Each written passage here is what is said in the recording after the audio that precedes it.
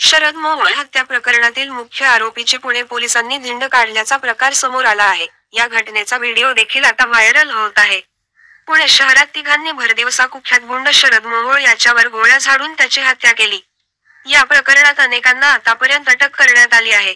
तसेच या हत्येच्या कटाचे मास्टरमाइंड गुंड विठ्ठल शेलार आणि मुन्ना कोळेकर हे असल्याचे पोलिसांच्या तपासात समोर आले आहे. तसेच या प्रकरणातील संशयित मास्टरमाइंड गणेश मारणे फरार असून गुन्हे शाखेच्या पथकांकडून त्याचा कसून शोध घेण्यात येत आहे. दरम्यान पुणे पोलिसांनी शरद मोहोळ हत्या प्रकरणातील मुख्य आरोपी गुंड विठ्ठल शेलाराची पोलिसांनी धिंड काढल्याची प्रकार समोर आला आहे. पुणे गुन्हे शाखेने गुंड विठ्ठल शेलारची त्याच्याच भागात धिंड काढली.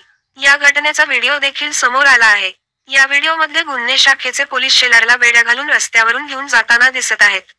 गुंड विठ्ठल शेलार शरद मोहोळ हत्या प्रकरणी पुणे पोलिसाच्या ताब्यात आहे. शेलारवर अनेक गुन्हे दाखल आहेत. मोहोळची भररस्त्यात हत्या केल्यानंतर पुणेकरांच्या मनात आरोपी शेलार याच्याविषयी दहशत पसरली होती. हीच दहशत कमी करण्यासाठी पोलिसांनी शेलार याची भररस्त्यावरून धिंड काढल्याचे सांगितले जात आहे.